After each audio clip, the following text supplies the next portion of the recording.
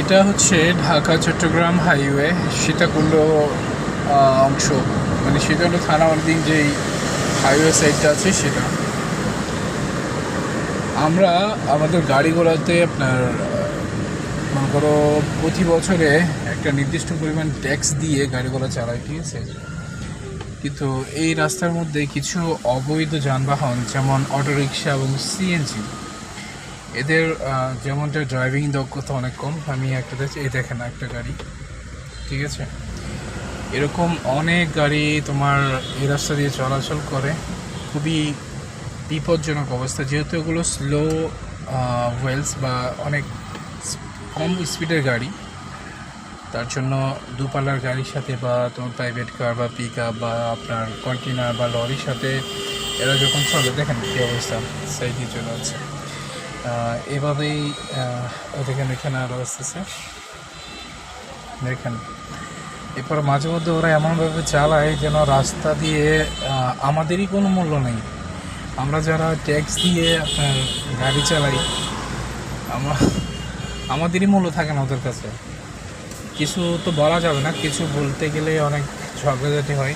দেখেন আরেকটা, ওকে। এগুলো আসলে বিশেষ করে এগুলো চলে কীভাবে জানেন? এগুলো হচ্ছে প্রশাসনকে নাকি ম্যানেজ করে প্রতি মাসে এক একটা সিএনজি আপনার 500 টাকা করে দিচ্ছে পুলিশকে।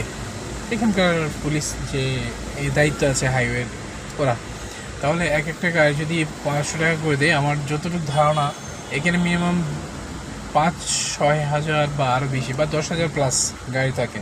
500 টাকা করে দিলে কত হয়? প্রায় লাখখানিক টাকা এরকম। আসলে এটা আমার নর্মাল হিসেবে বললাম, এরকম অনেক আছে যে এটা তো বেশিও দিচ্ছে। আর এদের ড্রাইভিং কৌশল সবচেয়ে দুঃখের সমস্যা নেই, রাস্তায় চলুক দুঃখ নেই, কিন্তু দুঃখ হচ্ছে এরা এমনভাবে ড্রাইভ করে যে আমরা যারা প্রাইভেট কার চালাই আমাদের জন্য তাদের কারণে অনেক সমস্যা হয়ে যায়। আর অটোরিকশার কথা কি বলবো, এই অটোরিকশাগুলো যদি আপনার মানে আমি কি বলবো, যে মনে করি শরীরের যে একটা রোগ, অটোরিকশা হচ্ছে বাংলাদেশের জন্য একটা রোগ। এই অটোরিকশাটা আপনার মনে করো বাংলাদেশে আমি যতটুকু দেখেছি, এই যে মানুষ যেটাকে টেনে নিয়ে যেত এক সময় মানুষই, ওটার পরেও অটোরিকশাটাকে তোমরা কেন অ্যালাউ দিলা? যে অটোরিকশার কারণে এখন আজকে পর্যন্ত অনেকগুলো অ্যাক্সিডেন্ট হয়েছে। আর এই অটোরিকশাগুলো অনেকগুলো অ্যাক্সিডেন্ট করে, তার মধ্যে সিরিয়াস কিছু অ্যাক্সিডেন্ট আমরা অলরেডি বিভিন্ন নিউজ চ্যানেলের মধ্যে শুনেছি। আর সেকেন্ডটা হচ্ছে আমরা এখন যে অবস্থায় আছি আর কি, এটাতে আসলে কোনো নিয়ম হতে পারে না। যেমন আজকে এই দেখেন, দেখছেন, এই দেখেন আরেকটা, দেখছেন উল্টা পথে চলে আসতেছে এরা। আমি এখন দাঁড়িয়ে আছি আপনার সীতাকুণ্ড একদম সীতাকুণ্ড পৌরসভার সামনে। এটা দেখেন অটোরিকশাগুলো উল্টা আসতেছে, যার জন্য গাড়ি চলতে অনেক ব্যাহত হয় আর অনেক অ্যাক্সিডেন্ট সম্মুখীন হতে হয়। আর যেটা বলতে চেয়েছিলাম, ইলেকট্রিক গাড়ি যেগুলো আছে বা অটোরিকশা, তো সেগুলোতে বিষয়টা হচ্ছে কি জানেন, এগুলো হচ্ছে ব্যাটারি চালিত রিক্সা, যেগুলো চার্জ দিতে হয় প্রতিনিয়ত। আর চার্জ দিতে গেলে অবশ্যই কারেন্টের প্রয়োজন হয়। আর যে কোনো এই যে গ্যারেজগুলোতে আপনার যতগুলো সিএনজি রাখা হয়, প্রত্যেকটা গ্যারেজে চার্জ দেওয়া হয় অবৈধ সংযোগের মাধ্যমে। আর এই অবৈধ সংযোগ ওরা নিতে পারছে কীভাবে? আমাদের যে বিদ্যুৎ উন্নয়ন বোর্ড আছে তাদেরকে ম্যানেজ করে। মানে এক একটা অটোরিকশা যে গোডাউন থাকে, সেখানে 15-20টা করে আপনার গাড়ি থাকে।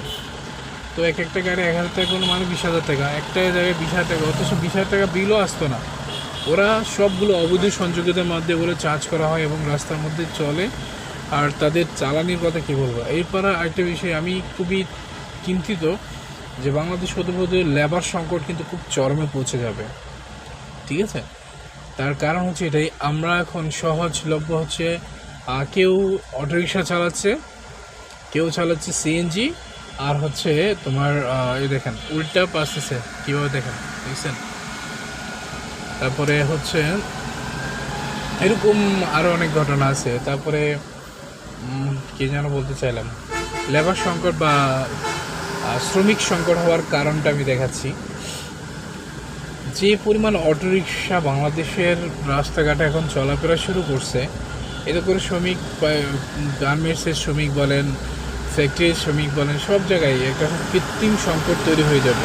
কারণ শ্রমিক খুব সহজলভ্যভাবে এটাকে বেছে নিয়েছে যে অটোরিকশা চালালেই একদিনে 8-900 টাকা ইনকাম করতে পারে, তাহলে পরিশ্রম করে সে করবে কোন দুঃখের থেকে, কেন চাকরি করবে? তারপর হচ্ছে ফুটপাতের মধ্যে দখল করে বিভিন্ন ধরনের ব্যবসা বাণিজ্য করে, ভ্যানগুলোতে আপনার বিভিন্ন ধরনের পশা সাজিয়ে, মালামাল সাজিয়ে ওরা বিভিন্ন জায়গায় রাস্তার পাশে দাঁড়িয়ে সেটাও এক ধরনের ব্যবসা করছে ওরা।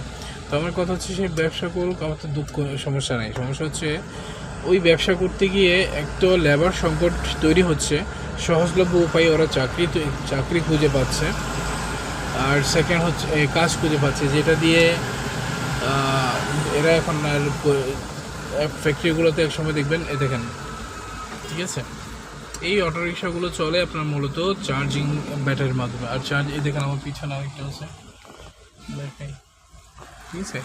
এইভাবে প্রত্যেকটা জায়গার এই অবস্থা। আর যে ভ্যান গাড়ির কথা বলেছি, বা যারা পর্সা সাজিয়ে বিভিন্ন জায়গায় ব্যবসা বাণিজ্য করছে, বা তৈরি তরকারি বিক্রি করছে, কাপড় বিক্রি করছে, ওরা কিছু কিছু জায়গায় মোড়ে এমনভাবে বসেছে যেন অস্থায়ী বাজার একটা যেহেতু সৃষ্টি হয়, সেখানে অস্থায়ী বাজারের মধ্যে কী হয়, রাস্তার পাশে যেতে হয়, সেটা তার জন্য একটা বড়তন একটা ট্রাফিক আমাদের পোহাতে হচ্ছে। সেকেন্ড হচ্ছে, আমরা যখন এই ট্রাফিকগুলো ঠেলে যাই, আমাদের প্রচুর পরিমাণ জ্বালানি জ্বলে যাচ্ছে, ঠিক আছে।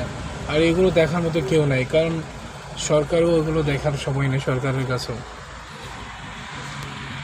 ওকে, ভালো থাকবেন। আমার ইনফরমেশন ভিডিওটা আসলে কেমন লাগছে আপনারা জানাবেন, আর যদি ভালো লাগে অবশ্যই আমার চ্যানেলটা সাবস্ক্রাইব করে রাখবেন।